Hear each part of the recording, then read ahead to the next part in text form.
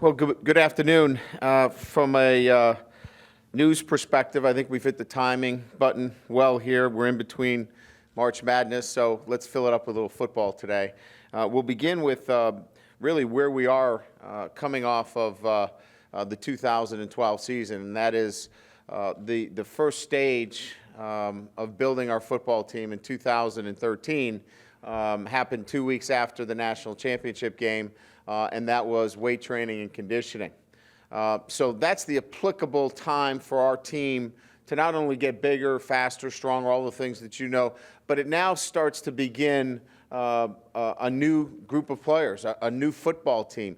2012 and the personality of that team is gone. So we're in the process of not only developing our football players physically and skill, but we're developing leaders within our group. We're developing position groups and depth within the ranks and developing an identity of the football team. So it'd be easy for me to talk a lot about the individuals today and the progress they've made in this first stage, and we will. We'll get an opportunity to talk about that. But for me, it is about developing the identity of this football team, developing the leadership within the group, and certainly the players that are on hand in the spring is the primary focus in developing our depth for 2013. So leaving spring ball, we want to set our football team in the depth within the ranks.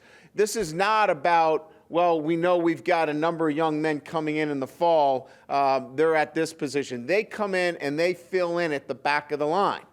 Now, we'll see what that takes and how that takes form when they get here. But my point being is that we're setting our roster based upon the players that we have on campus right now. And that's the work in front of us, which starts tomorrow. Before we get to tomorrow, we've had some great progress in a number of areas. And the first one that I would point out is that now going into year 4, our systems are in place. And when I say systems, how we operate on a day-to-day basis from our coaches and directors on down to sports training, weight training, conditioning, all of those things are in place. And our players know what to expect on a day-to-day basis. So for me, it's very assuring that we've got a program now that just continues to build on itself. What have we done over the last 6 weeks, 7 weeks? Developed the strength, the conditioning level, and the health of our football team. So I'll touch upon the health, first of all, of our football team. I think a couple of guys, Matt Hegarty was a guy that went down for us and had a potentially serious impact to whether we play again. He's 100% cleared. He's had a great offseason for us. He's been able to do all the things that we've asked him to do, and he'll be an important player in getting on the field on the offensive line. A number have asked, and I appreciate this, about Coach Elliott. Bob Elliott, as you know, had a kidney transplant, and he is doing extremely well. He's been at our morning conditioning the last couple of weeks. He's looking great, and he's back to being a pain in the butt, so we know he's doing well. And I think as it relates to some of the players that had surgery after the season, really pleased with Bennett Jackson and the strength that he's been able to put on. I think, when you look at, an injury, sometimes it puts them back a number of weeks in the weight training and conditioning process. Our strength and conditioning and sports medicine, our directors work hand in hand, and those players have made great strides. It is an injured body part. It's not a player that can't work out. I think that's an important distinction to make, in that Bennett Jackson is stronger, more physical. You look at Dan Fox, the same thing relative to his shoulder. Ronnie Stanley is put on weight after elbow surgery. So really, really pleased with our ability to take both of those components, the strength and conditioning, and all of the work that we do relative to rehab in sports medicine, and Rob and Paul do a great job of working together. So we're well ahead of where we've been in the first couple of years relative to those players that were injured, they look great. Nicky Barotti, the same thing with his shoulder. He's in a great position as well. The other item would be that the fifth-year applications have been accepted, and so they have been acted upon. And so all of those players that were under consideration have received their fifth year. So those guys continue to move forward for us. I think some of the things that are exciting for me would be just some of the weight gains that we've had and strength gains at really key positions. Just to highlight a couple of them. And again, this does not mean that they'll be first-team All-American. This just means that we have addressed some of the areas that we think were very, very important. Starting on the offensive line, Mark Harrell up 19 pounds to 305. We needed to get him in a position where he could physically contribute and be in a position to contribute this year. As we mentioned, Haggerty bouncing back from his illness, and Connor Hanratty up 10 pounds to 309 now puts him in a very strong position to compete for us. Chase Hounshell up 20 pounds since the season, up to 275 is improving his strength in the shoulder, and 21 times for 225. We needed Chase to really come on for us this year, and he's really had a great off season. Ben Council up 16 pounds. Now he's 248 pounds. He was 230. 19 reps, 225. Jared Grace up 13 pounds to 248. He went from 9 times 225 to over 22. So, some really great progress there. Running backs, Amir Carlisle, we're starting to see him as almost 100%. We saw some real exciting flashes from Amir. It's going to be exciting to watch him in the spring, Carlisle.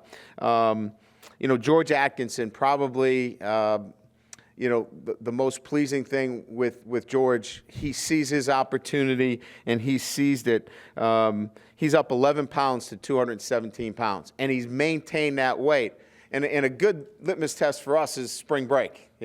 How do they come back after spring break? We had a very good workout this morning. Our guys look really good. I'm excited about that. And then his strength. He went from 5 times 225 to 19. And he's done a great job of really taking care of himself. Again, you got Welch has done a nice job, and he's going to be a veteran presence for us, Alex Welch. Physical, in line, point of attack, offensive, a weapon for us on the edge of our offense at the tight end position. Troy Nichols is up to 27 times 225, getting stronger every day. Chris Brown, up 10 pounds to 192 pounds. That's 20 pounds of body weight since the fall. And Lou, I was going to bore everybody out of here because you and I were just going to talk numbers all day about size and weight. Is that okay? So far, so good. Everybody's going to get up and leave in about 10 minutes. We're just going to keep talking body weight, size, hand size, reach. Is that okay? Vertical jump. We're going to add that in there in a second.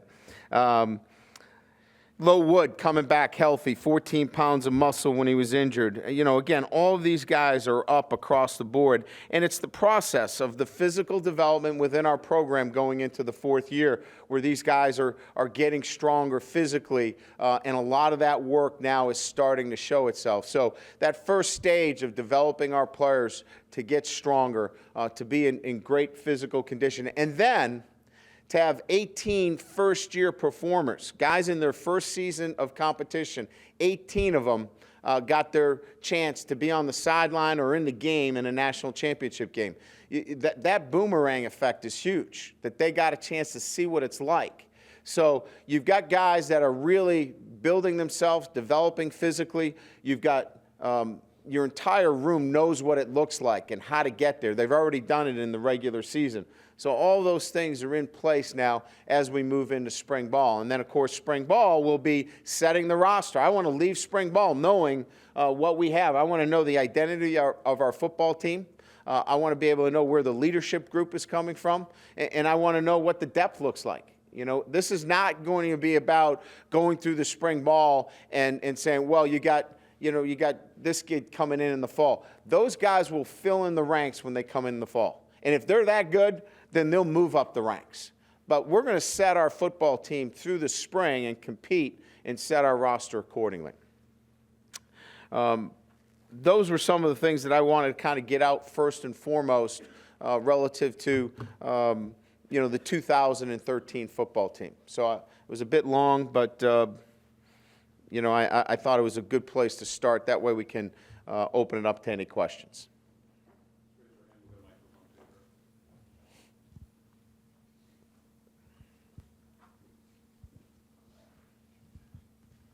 Brian, can you kind of update us on Gunner's situation? Yeah, he is no longer part of the program. And when did you give him his release? We worked on his release last Friday in terms of compliance. We've got I think we've got a 10-day window to get that taken care of, and we tried to get that all accomplished last week. Any restrictions on where he'll go from your standpoint? I think we made, I don't think it was a restriction as much as that we had an open conversation about the schools. And, again, I think the schools that he was looking at were in line with the schools that I thought were appropriate, relative to who was on our schedule. And just kind of your reaction to it, were you surprised? Did you see it coming? I don't know that I'm surprised. We had kind of created an opportunity for him to compete in the spring, so maybe a little surprised from that standpoint because he was actually told that he would be given an opportunity to compete. Sometimes when you don't hear that, you know what I mean, you wouldn't be surprised, right, because you go, well, I'm on the bottom of the depth chart. Of your early enrollees, do you see some people in that group that could compete for a position near two deeps? Well, I think there's some guys that are physically mature enough. James Onawalu has been outstanding. He's such a conditioned athlete. He's physically strong. He's 215 pounds. He can play with the veterans right now in terms of conditioning and weight training and going, every rep. Now, we'll see how when we put the pads on, you know what I mean? We're going into a different, atmosphere relative to playing the game. But he's been very, very impressive. I would say that, I'm really, really impressed with Mike Harriman. He's put on almost 15 pounds. He's up to close to 230 pounds, and he's got a burst to him. He's going to be a really good player for us. I like the way he's trained. I like the way they all have trained. Steve Elmers is, I think his numbers right now, looking at another mid-year enrollee, let's see. Steve Elmer is 317 pounds now. So, he's put on a lot of weight since he's gotten here as well. So he's a guy that physically we think can go in there and compete. What do you want to see from the quarterbacks beyond Golson? I mean, is it an open competition to be Everett's backup? What are you looking for from those guys? I want them to push to be on the field. I want them to go in knowing that, Everett Golson has experience, but that's all he has. So it's your job to go out there and show us that you can be the starting quarterback and not to settle for being the backup. To go out there and when you're given your opportunity to compete and keep pushing. If you back off at all and you don't want to be the starter, then we can make that happen for you. I want Tommy to go out there and compete to be the starter. I want Hendricks and Malik Zaire to go out there and compete. And then your center situation. You mentioned Hegarty has had a swing to positive health. Who else is in the mix there? Nick Martin. We're going to have Nick in there playing some center. As I mentioned, Harrell, we feel like physically got a lot of reps during the bowl preparation. So those three guys right now will be competing at the center position. Could you just kind of take us through the process with Mac Haggerty and kind of the ups and downs and the scares of what he went through, was there a point where it looked like he might not have been ready for spring? Well, I think anytime you talk about blood flow and cardiac and all those things, those are terms that we all kind of become very cautious with. You know what I mean? We don't want to ever put somebody in a position where their life is at risk. I thought we did an incredible job of being on top of it. Our care was great. And then his follow-up and wanting to be back out on the field. It takes two. His family was involved. I think it was really from a consensus standpoint, everybody was on the same page with this kind of serious condition. He had the best doctors. He had great follow-up. He took care of himself. So I just think it was everybody pulling in the right direction to get him back on the field and where he feels very, very confident that he can go every single day and not have to worry about his health. One more health-related question. Is Austin Collinsworth cleared for spring? Yes, he is. He's cleared. He's had a very good, our workouts. We had 7 workouts where the coaches were involved in the conditioning elements. And I know our defensive staff feels really good. I got a chance to observe him, because I wanted to see the guys that are, coming back. And I was really pleased with what I saw. And you talked about George Atkinson's strides. Is he going to be the guy who gets a chance to be that number 1 back this spring and moving forward? Yeah, it's his time, Now, he's got some guys that are going to have something to say about that as well. And we like that competition that we have at the running back position. But, yeah, certainly you would think that the things that he has to do, obviously, is be a guy that can be on the field, take care of the football. But he's really committed himself to being that guy. He did not participate in track and field because he wanted to be solely focused on being the number 1 back.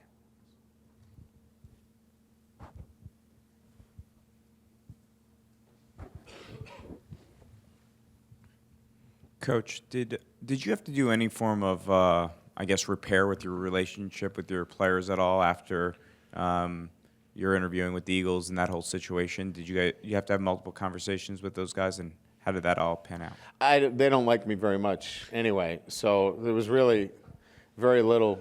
I think from that standpoint, it was pretty smooth after that. No, there was very little talk about it. I talked to our team behind closed doors about the situation, and they appreciated my candor with them about it, and we moved on. What did you tell them if they asked you about what happens if this happens in the future? We didn't get into the what ifs. I told them what my feelings were, and that was the conversation that happened behind closed doors, which I wouldn't get into specific. What if it does happen in the future? Another team pursues you. I think other teams will pursue me in the future because we're going to continue to win here. That doesn't mean I have an interest, but I think that's going to continue to happen because we're going to continue to have success here. Just to be clear, Lovewood is cleared to go? Yes, he is. He is cleared 100%. Looks really good. Love his demeanor in the offseason. He's stronger. He's more physical. Looks good. Just then the numbers game would say that Kavari Russell maybe won't be a starter next year, given with Lowe and Bennett Jackson. What do you want to see out of him in spring practice to maybe consider him if he could push for a starting role? Yeah, that's what we're looking for. We want competition. Your program is in good shape when there's competition within, and competition without thinking about who's coming in. You know what I mean? We want that competition. So it's going to be a competitive situation. The best guys are going to play.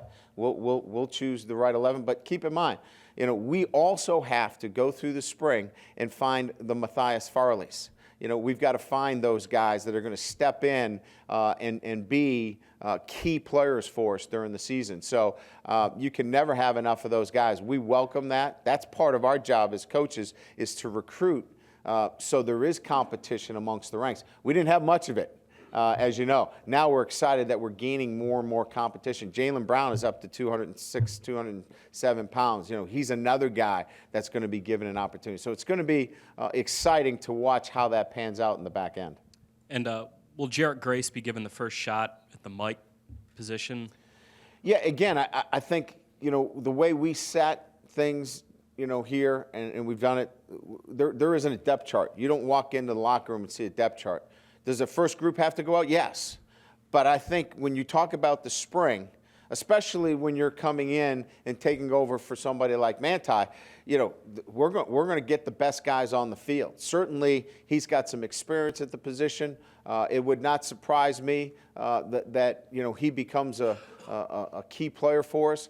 But again, great competition at that position. It's going to be fun to watch. Is there anything specifically you want to see him do in the spring so when Dan Fox comes back in the fall, maybe there's more competition there? Well, Fox obviously is a guy that we know can play the inside position. They play two different positions. We're not looking at Fox playing Mike, but clearly we've got Carlo and we've got Kendall Moore. We've got a number of guys that we think that can play in there. I think it's just going to be, again, setting depth, because you saw us play last year. I mean, we're not just going to play one guy. Now, Manti was different. He never came off the field, but we need 2 and 3 deep at these positions, and that's really how we're going to approach the spring. Brian, the right side of the offensive line, you said Nick Martin competing at center. Is he still competing at guard with Hanratty, or is Hanratty the front runner? Or I see that Lombard is listed as a guard and a center. Or I'm sorry, a guard and a tackle. So yeah, I think you have some crossover there, Tim. And again, I think that's going to kind of play itself out. The first thing we have to do is find that center position. Really lock that center position down. We've got 3 guys that we feel physically are capable of playing that position. I think that battle kind of, takes itself as the primary battle. Connor Hanratty, we have a lot of confidence in him that he could step in and play the guard position for us.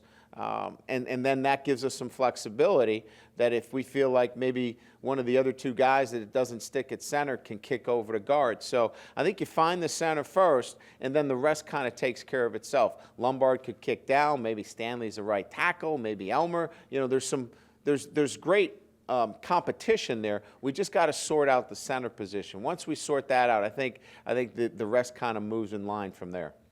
And what about other position changes? I think you might have mentioned that Spahn could get a look inside. Is that a possibility? I don't think so for the spring. We really want to continue to maintain the continuity with him and Council out at the dog position. So, they're going to work there, and that'll be their primary focus. And we'll really focus on, the Mike linebackers that have been in that position and keep them inside. How things pan out in the fall or during the season, we'll conquer that when we get there. But right now, moving forward, he's at the dog position. You had a bunch of safeties. I know there's some open spots or some room for competition there. Is anybody moving from safety to another position? We're gonna take a look at CJ Procyse, and we're gonna cross train him at safety and wide receiver. He was a big-bodied guy, and we're doing it because we got a glimpse of him during bowl practices, and we had him at wide receiver, and really loved his ball skills. And he's a big kid. He's 218 pounds. He's got strong hands, a physical kid. So we're going to take a look at him. We think he may be able to help us there because there are so many talented players at that safety position. But we'll evaluate him at the wide receiver position in the spring. I see Shoemate is listed as a safety alone now, so he's the a corner. safety. Yeah, here's another guy who came in, and has done a great job. He's at 213 pounds at the safety position. Farley's at 204 pounds now. So we really like the size element there, which Shoemate gives us at the safety position. I know you're familiar with the term basketball on grass. I guess that's coming to fruition with Joey Brooks. Yeah, The kid has worked really hard. We like his attention to detail. Again, we're going to give him a fair opportunity, but he's an extremely athletic kid. And here's the bottom line: he's willing. He's willing to do whatever we ask him to do, and it'll be fun to watch him, go in there and compete, and we'll give him an opportunity to do so. Thank you. Yeah. Coach, to your right, just a very quick follow-up on Shoemate. Obviously, you are pleased with the cornerbacks developing behind him then as well. You mentioned Jalen Brown and you have some coming in, but just focusing on the spring, you're looking for that fourth spot from Jalen and Josh in a competition. Oh, absolutely. Yeah, those would the, that's where we're looking right away. And setting that 2D, plus the guy that's going to play in the nickel position, we've got more flexibility there. Now with Collinsworth, who played nickel for us a couple years ago, we wanted to put Elijah at that safety position. He's a heck of a tackler. He's very physical, and he needs the work there. We don't want to be bouncing him around corner, nickel. We really want to focus on a position with him, and I think he's, obviously, that's a position that best suits his skill set. And obviously competing, but fair to say that Barati, Shoemate, Collinsworth kind of all competing for that role next to Farley while also challenging Matthias? Absolutely. I think Matthias is going to be challenged as well. We really think he played, well for us last year, and that experience is going to prove well for him. And Barati got a little bit of taste last year in playing a much better situation than when we lost Jamor Slaughter. We felt like we were shorthanded. We don't feel like that's the case. And Turner and Isla Hardy have had really good workouts. They're starting to show up a little bit more. I'm noticing them. That's a good thing for them. And switching gears, at the end of last year, you kind of mentioned how this season you see maybe more of a quarterback-driven offense. Your last 2 years very successful with a running back power-driven offense. What do you need from Golson and also your receivers and tight ends for that this spring? Well, I mean, there's a number of answers into the question. The development of Everett Golson now will be consistency, week in and week out. Getting us in the right protections, playing at a tempo and a pace that we can control the football game at the pace that we want to play at. Just the next step in his development, which there's a lot of things that he's going to have to work on, and he's already shown it. He's been great to work with. His attention to detail, his just absorbing all the things have come together. Daniels, he needs to go and step his game up another level. Chris Brown, T.J. Jones, all those guys. We're looking forward to them elevating their game with great experience. They all have had great experiences. It's nice to have a group of guys like that coming back. Brian, up here, just at a big picture level after the game against Alabama, you said, it's pretty clear what we need to do to get over the top. How did that experience maybe change winter conditioning? How does it change what you want to get done during spring ball? Well, my comments after the game and my comments after I got a chance to watch the film were a little bit different. I thought, watching the game, there were some things there that, we weren't in a position yet to even come close to, but we're a lot closer than I thought. On the defensive line, we weren't pushed around as many people had talked about, and that was a concern of mine. I think that looking at where we wanted to go after that game, continue to recruit depth within the program. That was, if there was one thing that stood out for me, was that we were in that game and we lacked depth at some critical positions, which didn't allow us to do some of the things that I would have liked to in that period of time before the game, especially on the offensive line. So in the recruiting process, Pete, that's one answer towards that question. And then the second answer towards that question is that just continue to build the strength of your football team. We need to continually to get stronger, bigger, faster, stronger. And year 4 is seeing those results really hit home for us right now. It's been a while since you've had a year 4.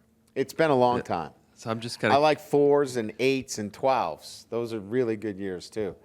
So I mean, the biggest difference in year 4 to year 3 is what, or is it just more and more and more of this kind of what you've been building? It's what you got.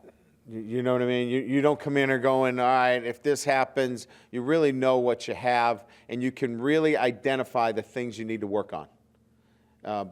When you have the protocols and the process in place on a day-to-day basis, and the expectations have already been set, it allows you to really work on the development of your football team. You've mentioned leadership already. With Manti gone, where do you think you're going to look for that, or where do you think that's going to come from defensively?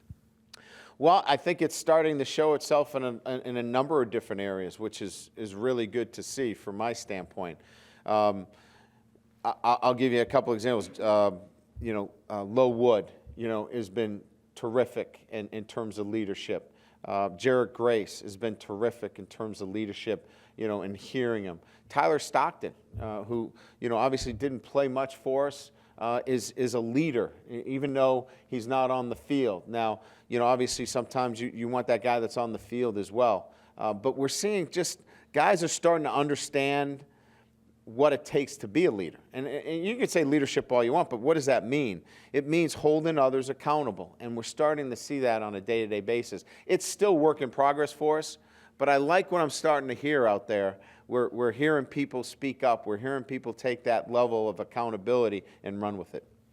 You mentioned DeVaris a second ago. I was just curious what kind of development there is necessary for a kid to go from, showing a flash here or there, obviously the title game he was good, to being a kid who understands that he has to come out every practice with that kind of You production. just hit him over the head with a stick every day.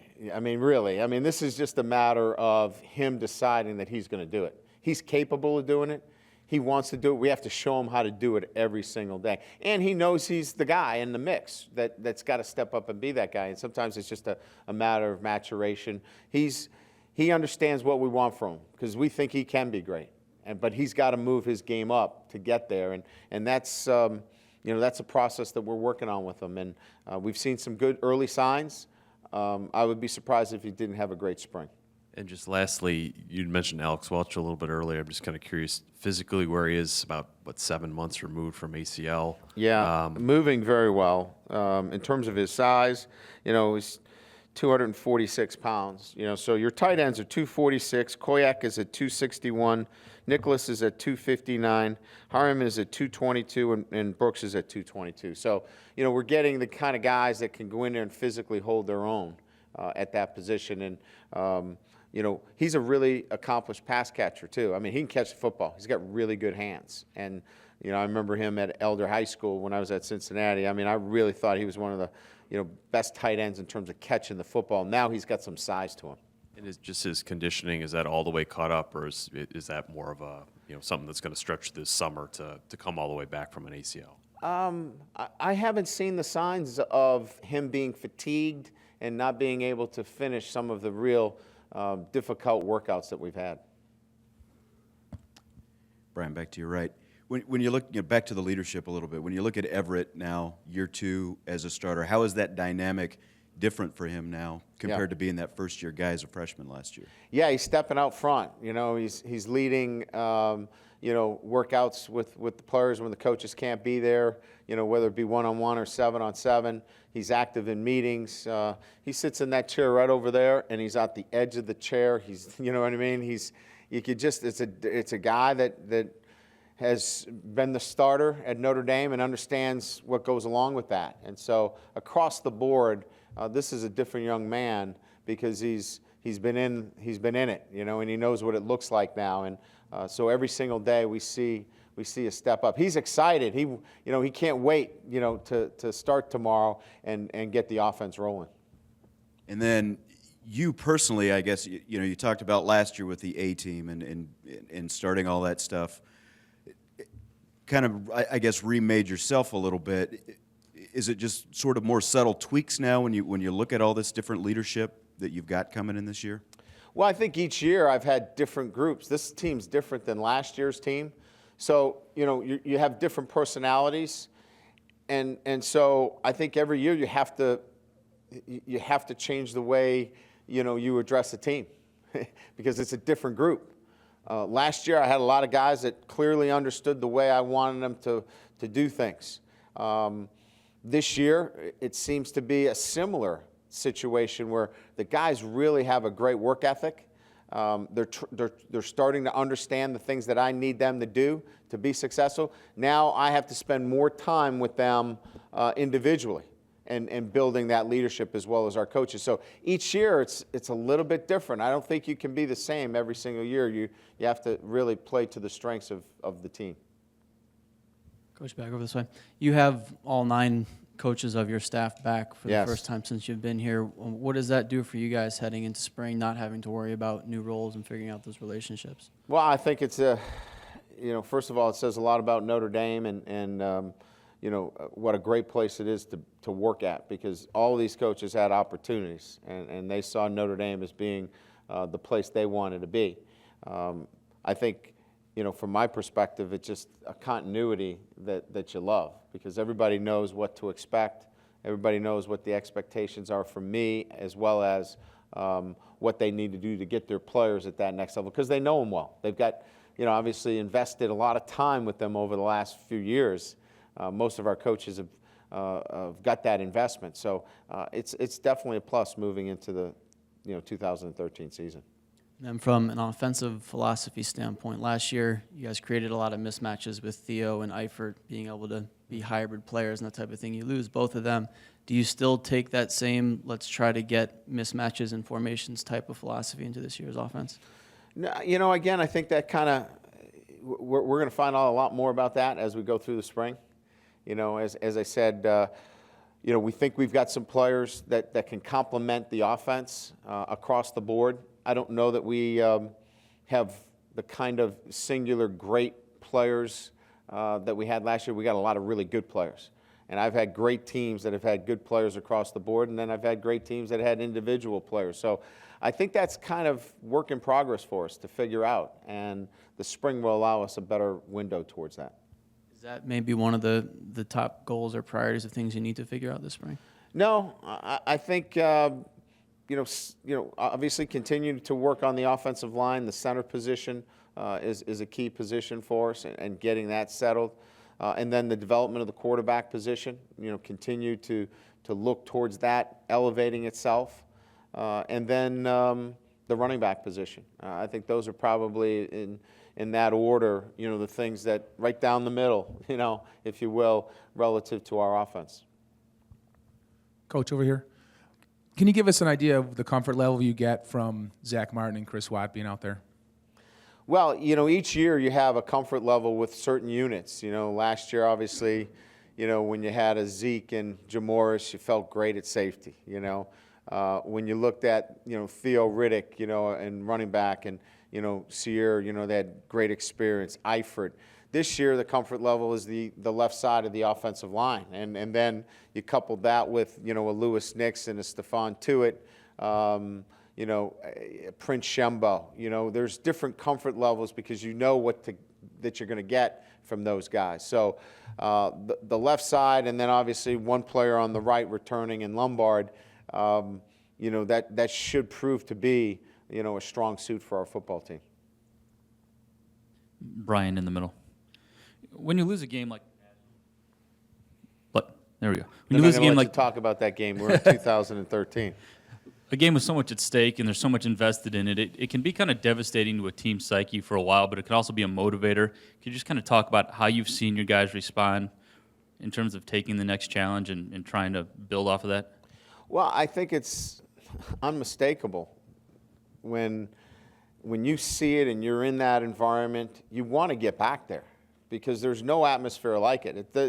It's not a normal bowl game. It's times 10, and so they all want to get back there, and they know what they did last year to get there, and for them to do it again, they probably have to even do more. So it's a great motivator for your football team, and I think the experience you gain from going through that process is invaluable.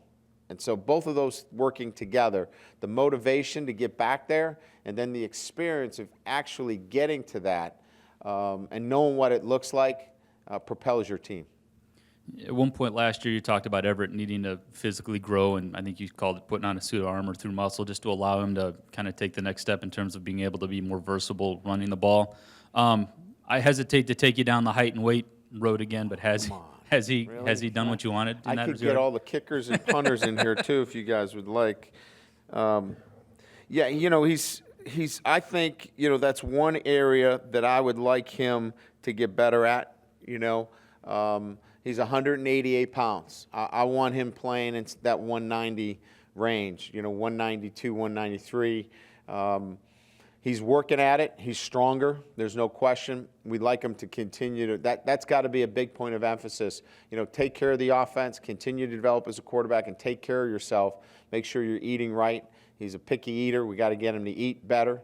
But again, he's working at it. He knows what he needs to do.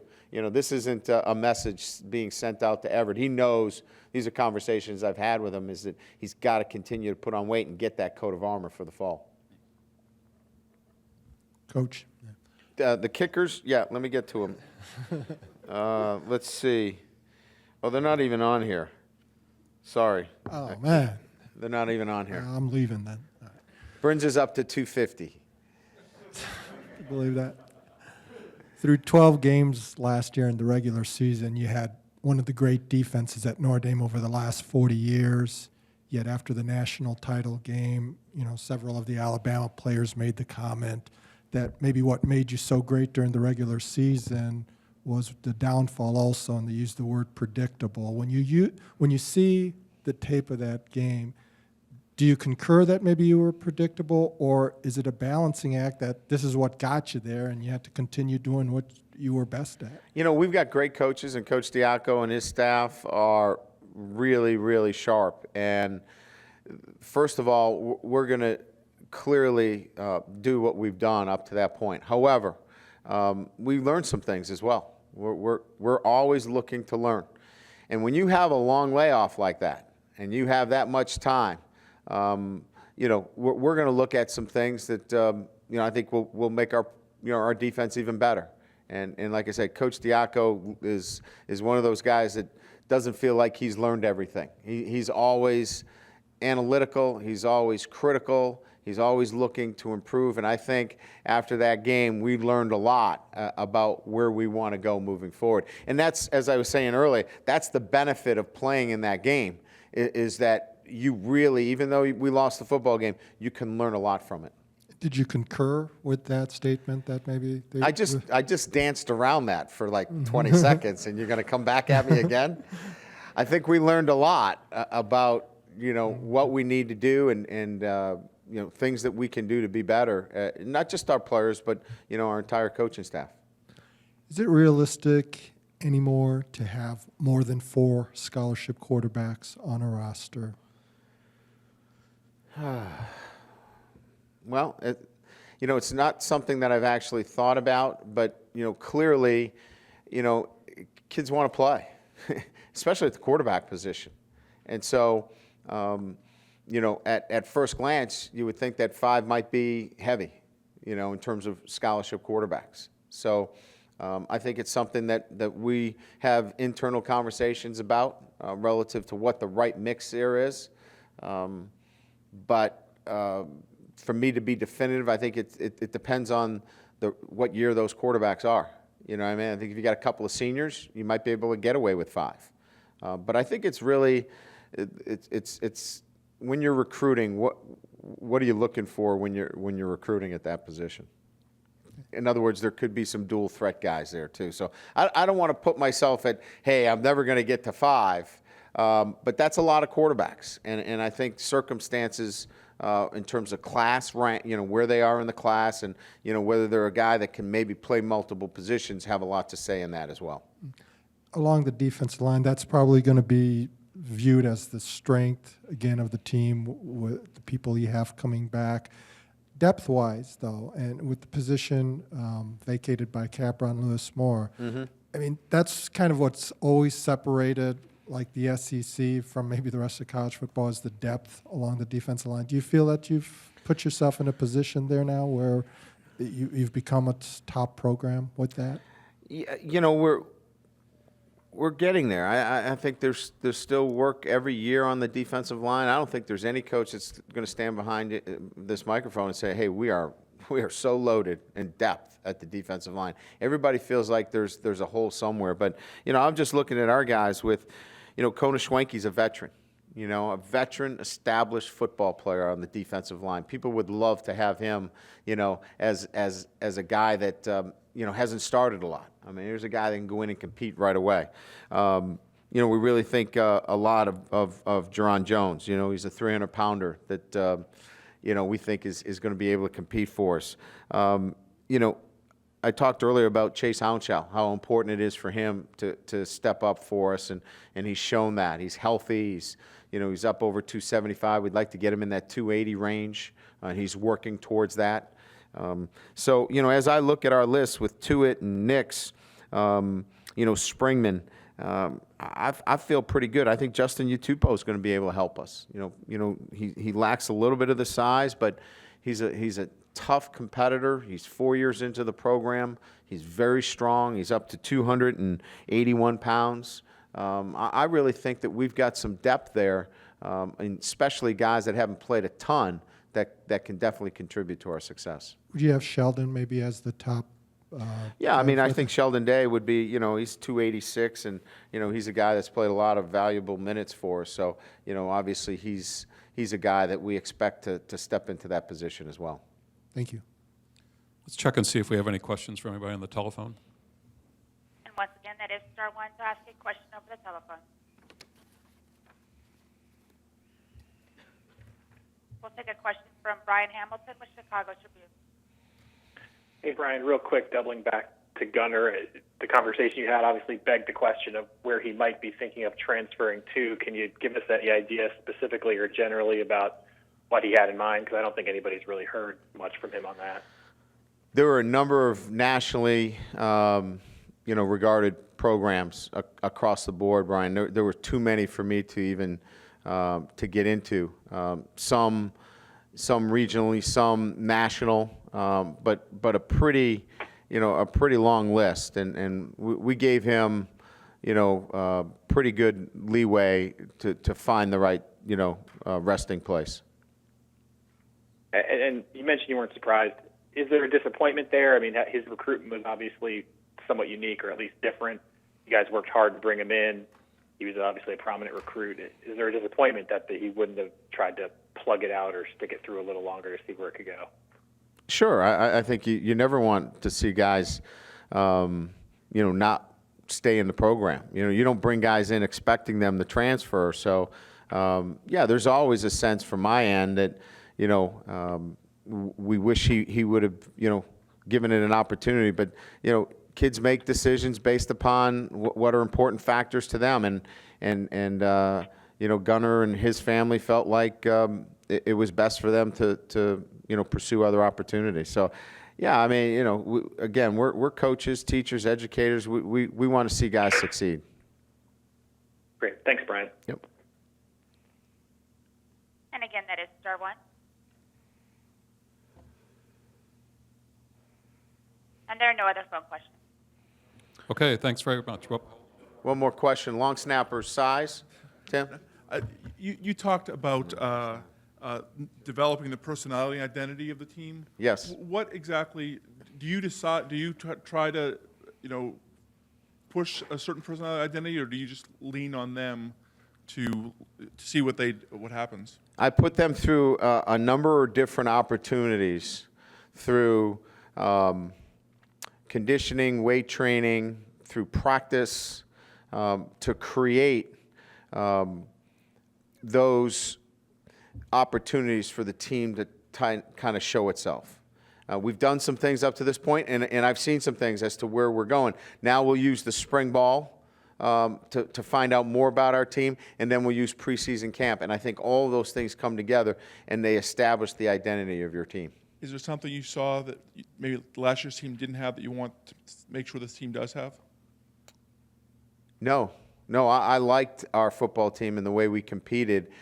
And again, I think we're talking about some very basic tenets here. Is that our guys need to respect the game and how they play the game, and playing it hard for 4 quarters. If we can get to that level and not beat ourselves, we're probably going to win our fair share of games. You know what I mean? And then you build on it from there. And last question, is Gunnar still enrolled at Notre Dame? I believe he is. My last conversation with him was that he was going to finish up school because obviously it impacts his eligibility. So it's my understanding, unless something has changed, that he is enrolled in school and he's finishing out his semester. Thank you. Yep, thank you.